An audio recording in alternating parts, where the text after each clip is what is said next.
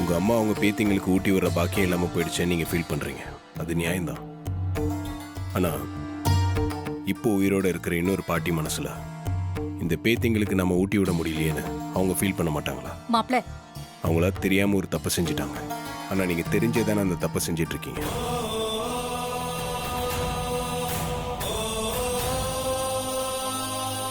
நீங்கள் தப்பை மன்னிக்காம இன்னொரு தப்பை செஞ்சிட்டு இருக்கீங்க. இது எந்த விதத்தில் தான் நியாயம்? மாப்ள, இந்த விஷயத்துல மட்டும் நீங்க தலையிடாதீங்க. அந்த கிழவி குடும்பத்தை என்னால மன்னிக்கவே முடியாது. எங்க அம்மாவை இழந்து நாங்க இந்த சமுதாயத்துல அவ்வளவு கஷ்டப்பட்டிருக்கோம். எங்க வேதனை ஈடு செய்ய முடியாதது. அப்படி சொல்லுக்கா. உன் டிரைவர் மாப்பிளைக்கு நம்ம பட்ட கஷ்டம்லாம் எதுவும் புரியாது. அதான் மன்னிச்சிடுங்க அது இதுன்னு பொது நியாயம் பேசிட்டு இருக்கான். இத பாருங்க, பேசினதெல்லாம் ஞாபகம் இருக்கட்டும். கும்பாபிஷேகம் முடியற வரைக்கும் தான் நீங்க அந்த ஊருக்கு போகலாம் வரலாம், உங்க அம்மா கிட்ட பேசலாம். அதுக்கப்புறம் எல்லாமே கட் ஆயிடணும். பழையபடி அவங்கள தள்ளி தான் வைக்கணும். புரிஞ்சுதா? முதல்ல கும்பாபிஷேகம் நல்லபடியா முடியட்டும், அதான் எனக்கு முக்கியம். எங்க போறீங்க? உனக்கு உங்க அம்மா ஞாபகம் வந்துடுச்சுல, அது போல எனக்கு என் அம்மா ஞாபகம் வந்துடுச்சு.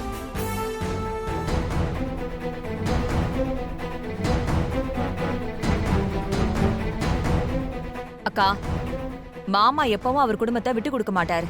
நீ பிள்ளைங்களுக்கு சாப்பாடு ஊட்டு.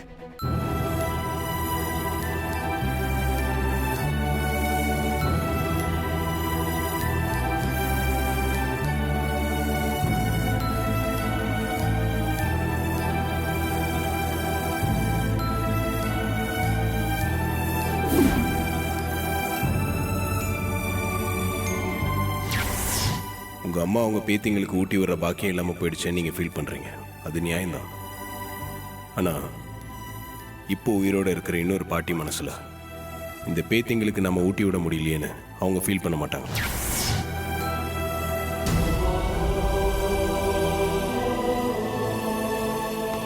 ராஜா, ஹால்ல நீயும் தானே இருந்த.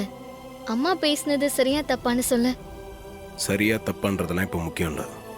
உன் அம்மா சொல்கிற விஷயம் நடந்து 25 வருஷத்துக்கு மேலே ஆகுது. இன்னும் அவங்க பழைய கோவத்தோடு இருக்கிறதெல்லாம் சரியே இல்லை. அடுத்த தலைமுறைங்க எல்லாமே வந்துட்டாங்க. இன்னும் பழைய பகைவே மனசில் வச்சுட்டு இருக்கிறதுனால யாருக்கு என்ன லாபம் ஆக போகுது? மனசில் நெகட்டிவாக யோசிக்கிறதும் அதை வளர்க்குறதும் எந்த விதத்துலையுமே சரி கிடையாது. ஏன் உங்களே எடுத்துக்கோ. நீங்கள் 4 பேருமே தாத்தா பாட்டியை பார்க்காம அவங்க பாசத்தை பற்றி எதுவுமே தெரிஞ்சுக்காம தானே வளர்ந்துருக்கீங்க. இது ஒரு வகையில் அவங்க உங்களுக்கு செஞ்ச துரோகம் தானே. இதெல்லாம் அவங்க யோசிக்கவே மாட்டேங்கிறாங்களே. பாசம்ன்றது எல்லாருக்கும் ஒன்று தான். உங்கள் அம்மா கொஞ்சம் இறங்கி வந்து விட்டு கொடுத்தாங்கன்னா இந்த 2 குடும்பமும் ஒன்று சேர்ந்து எவ்வளோ சந்தோஷமாக இருக்கும். மாமாவும் ஒரு குடும்பத்தை பிரிஞ்சு இப்படி வேதனைப்பட வேண்டிய அவசியம் இருக்காது. நீ சொல்றது கரெக்டு தான். ஆனா எங்க அம்மா மனசை யாராலையும் மாத்த முடியலையே. அவங்க பிடிவாதமா இருக்கிற வரைக்கும் நம்மளால ஒன்னும் செய்ய முடியாது. வெயிட் பண்ணி பார்ப்போம் என்ன நடக்குதுன்னு.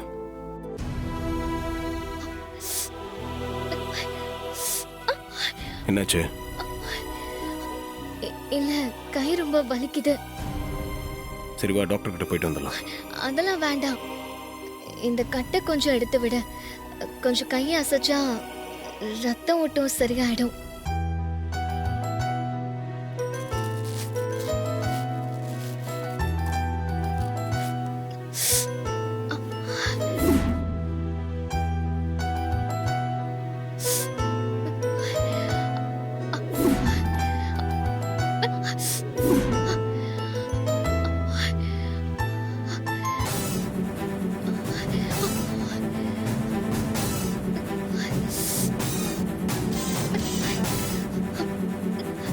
ரொம்ப ஸ்ட்ரெயின் பண்ணாத, திரும்ப ரொம்ப வலி வந்துரு போகுது.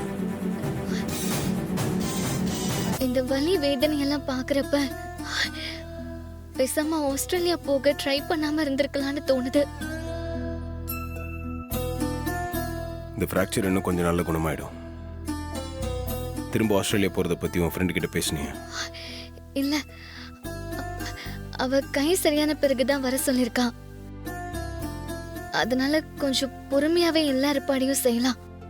இல்லை, அதுக்கான ப்ராசஸ் இப்போ நீ ஆரம்பிச்சாதான் உன் கை குணமானதும் நீ போகிறதுக்கு சரியாக இருக்கும். சரி, முதல்ல நீ ஆஸ்திரேலியா போகிறதுக்கு ரொம்ப ஆர்வமாக இருந்த. இப்போ நீ அதை பெருசாக கண்டுக்கிற மாதிரி தெரியலையே, என்னாச்சு உனக்கு? அது இல்ல, பாட்டி ஊர்ல கும்பாபிஷேகம் நடக்க போகுதுல்ல, அத அப்பா தானே பண்ண போறாரு. அப்போ தாத்தா பாட்டின்னு எல்லாரும் கூட சந்தோஷமா இருந்துட்டு அப்புறம் ஆஸ்திரேலியா போறத பத்தி யோசிக்கலான்னு விட்டுட்டேன். சரி, நீ நல்லா யோசி. ஜஸ்ட் உனக்கு ஞாபகப்படுத்தணும். இப்போ எப்படி இருக்கு? பரவாயில்ல, வலி கொஞ்சம் கம்மியா இருக்கு. நைட்டு போட வேண்டிய மாத்திரையை போட்டியா? ஆஹா, இல்ல. ஏன்? அது ஒரே கசப்பா இருக்கு, அதான். என்ன நீ ஊசி போட்டுக்க சொன்னா பயமா இருக்குன்ற, மாத்திரை சாப்பிட சொன்னா கசப்பா இருக்குன்ற, அப்புறம் எப்படி உடம்பு சரியாகும்?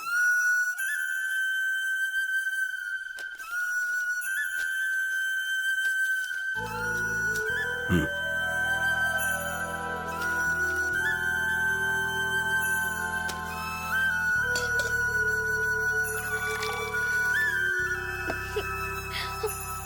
மாத்திரை போடு. ம்.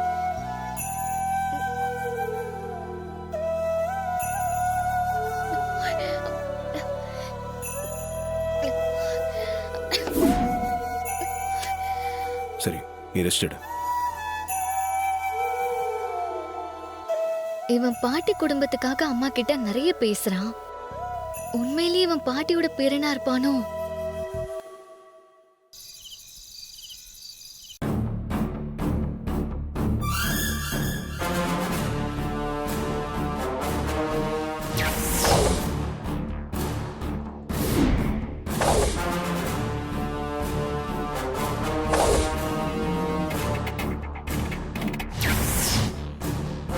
மாப்ள,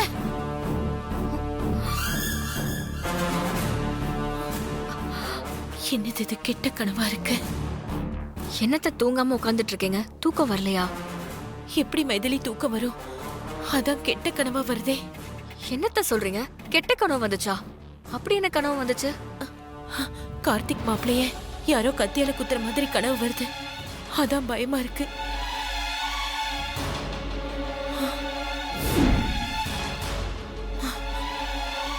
மணி 4 ஆகுது. விடிய காலையில கனவு பலிக்குன்னு சொல்லுவாங்களே, அப்போ மாப்பிளைக்கு ஏதாவது ஆபத்து வருமா? அத்த, அவர் சிங்கம். அவர் மேல யாரு கை வைக்க முடியும்? அவருக்கு ஒன்னும் ஆகாது, நீங்க கவலைப்படாதீங்க அத்த. இருந்தாலும் பயமா இருக்கு மைதிலி. மாப்பிள்ளை யாருக்கும் கெடுதல் நினைக்காதவரு. அவரோட நல்ல மனசுக்கு இந்த மாதிரி கெட்ட கனவு வர்றது கஷ்டமா இருக்கு. அத்த, இது கனவு தானே, இதுக்கு எதுக்கு இவ்ளோ இம்பார்ட்டன்ஸ் கொடுக்கறீங்க? எல்லா கனவும் பழிச்சிருமா என்ன? நீங்க சொன்ன மாதிரி கார்த்திக் தம்பி நல்லவர். அவருக்கு இந்த கனவெல்லாம் பலிக்காது பாருங்க. உன்ன மாதிரி என்னால இது ஈஸியா எடுத்துக்க முடியாது. பிடிச்சதும் கோயிலுக்கு போய் அவருக்கு ஒரு வேண்டுதல் செஞ்சுட்டு வரணும். சரி இருங்க, தண்ணி எடுத்துட்டு வரேன்.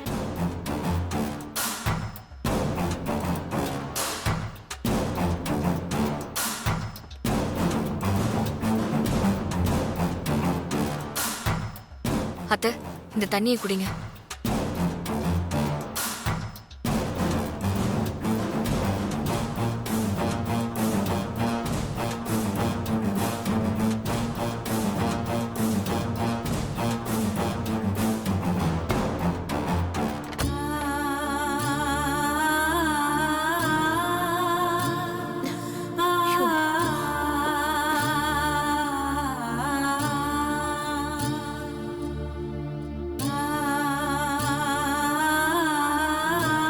மாப்பிளைக்கு எதுவும் ஆகாம நீதான் பாத்துக்கணும்.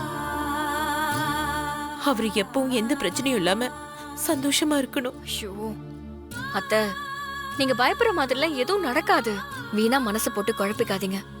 இல்ல மைதிலி, என் மனசுக்கு ஒரு மாதிரி இருக்கு. மாப்பிள்ளை நம்ம குடும்பத்துல ஒரு மூத்த மக மாதிரி இல்லையா? அப்படிப்பட்ட ஒருத்தருக்கு கனவுல கூட எதுவும் ஆயிடக்கூடாதுன்னு என் மனசு கிடந்து அடிச்சுக்குது. அத்தை ஒன்னும் ஆகாதத்த, பயப்படாதீங்க. இல்லம்மா, கோவிலுக்கு போய் மாப்பிள்ளைக்கு எதுவும் ஆயிடக்கூடாதுன்னு அந்த சாமியை மனசார வேண்டிக்கணும். சரிங்க அத்தை, விடிஞ்சதும் கோவிலுக்கு போயிட்டு வாங்க. இப்ப வந்து தூங்குங்க வாங்க. இல்ல மைதிலி, எனக்கு தூக்கம் வரல, நீ போய் தூங்கு. சொன்னா கேளுங்க அத்தை, வாங்க. இல்ல மைதிலி, எனக்கு தூக்கம் வரல, நீ போ. சொன்னா கேட்க மாட்டீங்க. சரி, உங்க இஷ்டம்.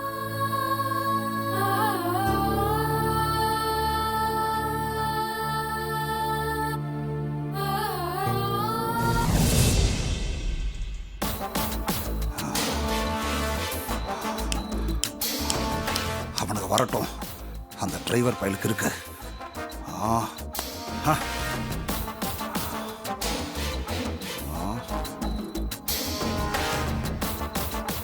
ஆ. வாங்கடா வாங்கடா வாங்கடா வாங்கடா. வணக்கம் வணக்கம். ஆ வணக்கம். நாங்க ரெடியா வந்துட்டோம். ஆளை காமிச்சா போட்டு தள்ளிட்டு போயிட்டே இருப்போம். உங்களை தாண்டா எதிர்பார்த்துக்கிட்டு இருந்தேன். வாங்கடா, ஆளை காட்டுற வாங்க.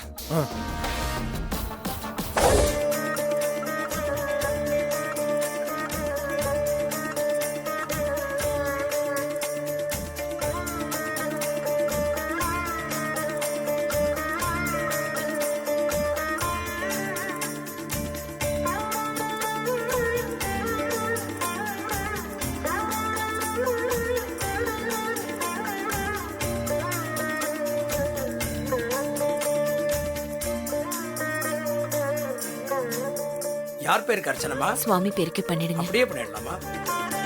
சகுடும்பானாம் சர்வாபிட்டதா சித்தர்த்தம் அர்ச்சனாபிஷேக அட்டோத்திர பூஜா மத்திய கரிஷ்யே. கடவுளே, நான் எப்பவும் உன்னை கும்பிட தவறுனதில்லை. நீதான் எல்லான்னு நினைச்சு உன்கிட்ட நிறைய வேண்டியிருக்கேன். ஆனா நீ எனக்கு பெருசா எதுவும் செய்யல. கஷ்டத்தையும் சோகத்தையும் தான் பரிசா தந்திருக்க. என் புருஷனை என்கிட்ட இருந்து பறிச்சுக்கிட்ட. என் பொண்ணும் உன் காலடியே சரணோன்னு கிடந்தா. அவளையும் விட்டு வைக்காம கொண்டு போயிட்ட. இப்படி நிறைய இழப்புகளை வாழ்க்கையில பார்த்ததால என் மனசெல்லாம் ரணமா இருக்கு. இப்ப என் மாப்பிள்ளைக்கும் ஏதோ கெடுதல் நடக்க போற மாதிரி கனவு வருது. அப்படிலாம் எதுவும் நடக்க கூடாது. அவரு 100 வருஷம் ரொம்ப நல்லா இருக்கணும். எந்த ஆபத்தும் வரக்கூடாது. அவருக்காக அடிப்பிரதட்சணம் செய்ய போறேன். அந்த வேண்டுதலை ஏத்துக்கிட்டு அவரை நல்லபடியா வாழவே. அவர் எப்பவுமே நல்லா இருக்கணும்.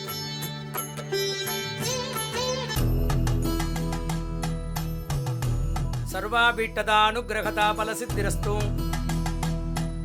ரோச்சர ரோஜமான சோபன சோபமான கல்யாணः ஷரீர விடகே சகலஜி பிராரோக்யதா சித்திரஸ்து.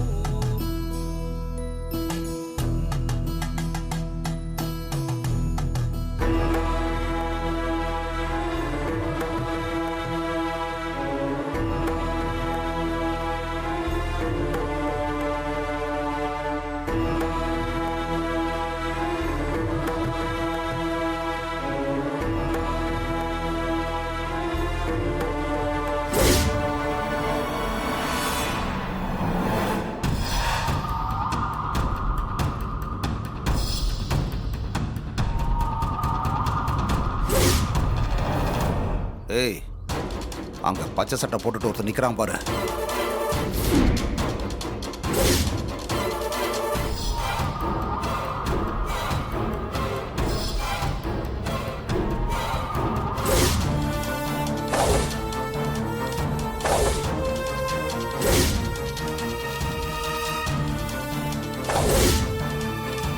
டேய், அங்க முதுக காட்டிட்டு பேசிட்டு இருக்கான்ல, அவனை தாண்டா நீங்க அடிச்சு காலி பண்ணணும். ஆளை காட்டிட்டீங்கல்ல, இனிமே அவன் டெட் பாடி தான், கவலைப்படாதீங்க. டேய், நீங்க நினைக்கிற மாதிரி அவ்வளவு சீக்கிரம் அவனை போட்டு தள்ள முடியாது. அவன் அடிதடியில கில்லாடி பையன்டா. அவனை கொஞ்சம் ஜாக்கிரதையா தான் ஹேண்டில் பண்ணணும்.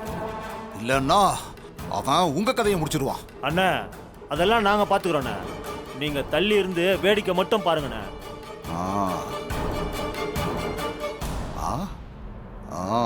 அவனை தீர்த்து கட்ட வேண்டியது எங்க பொறுப்பு.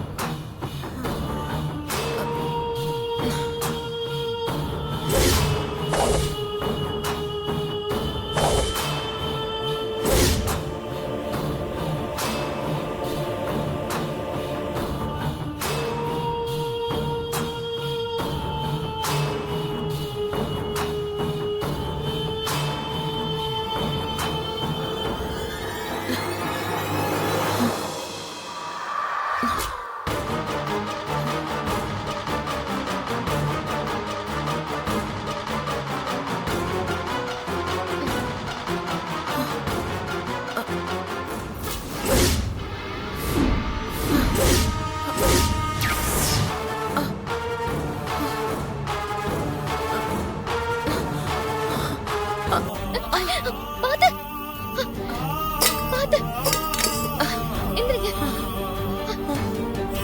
என்னாச்சுமா? என்னாச்சு? தலை லேசா சுத்தி மயக்கம் வர மாதிரி இருந்துச்சுமா. இப்ப வந்து உட்காருங்கம்மா, அப்புறமா வேண்டுதல் பண்ணலாம்.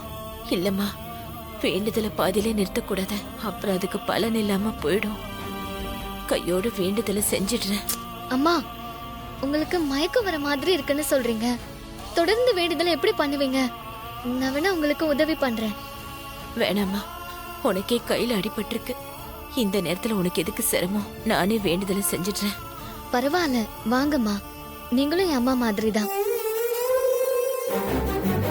என் அம்மாக்கு ஒண்ணுனா நான் பார்த்துட்டு சும்மா இருப்பேனா? வாங்க, நான் உங்களுக்கு உதவியா இருக்கேன். வாங்கம்மா.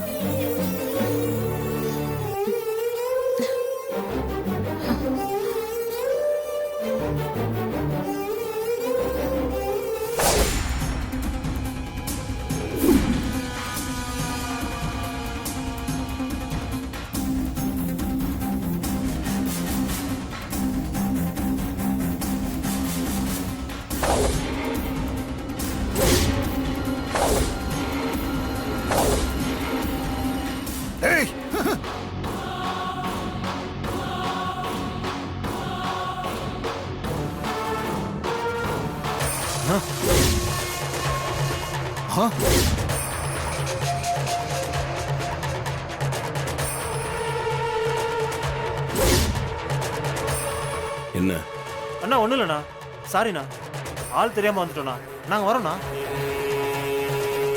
போட்டு தள்ளுங்கடா. சாரிண்ணா. டேய் வாங்கடா போலாம். டேய்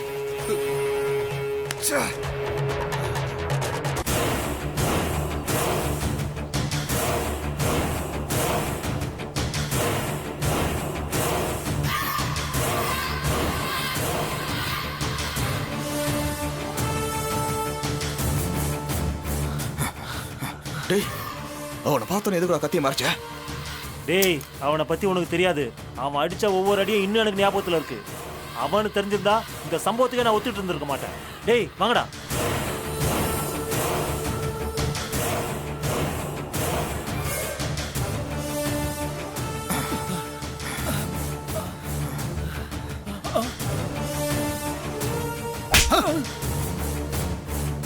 போட்டுட்டு வாடான்னு சொன்னா அவகிட்ட போய் உயிர் பிச்சை வாங்கிட்டு வந்திருக்க. தூ. ஏடா உங்களுக்கு எல்லாம் வெக்கமா இல்ல?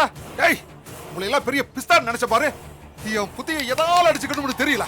அண்ணா அவன் சாதாரண ஆள் இல்லைண்ணே. நாங்க 3 பேர் இல்ல 30 பேர் ஒரே நேரத்துல வந்தாலும் எல்லாரையும் தூக்கி போட்டு பந்தாடிடுவானே. அவங்கிட்ட செம்மையா அடி வாங்கினதுல நானும் ஒருத்தனே.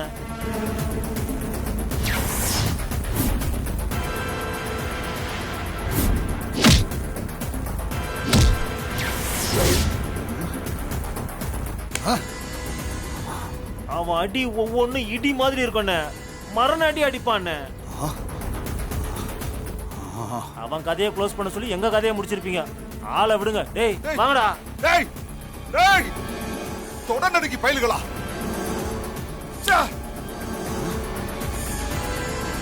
இப்படி நடக்கும்னு நான் கொஞ்சம் கூட நினைக்கல. ஏய் இந்த தடவை மிஸ் ஆயிட்ட. அடுத்த தடவை பக்காவா பிளான் பண்ணி உன் கதையை முடிக்கிறேன்டா. முடிக்கிறேன்டா. ஏய் விடமாட்டேன் உன்னை விடமாட்டேன்.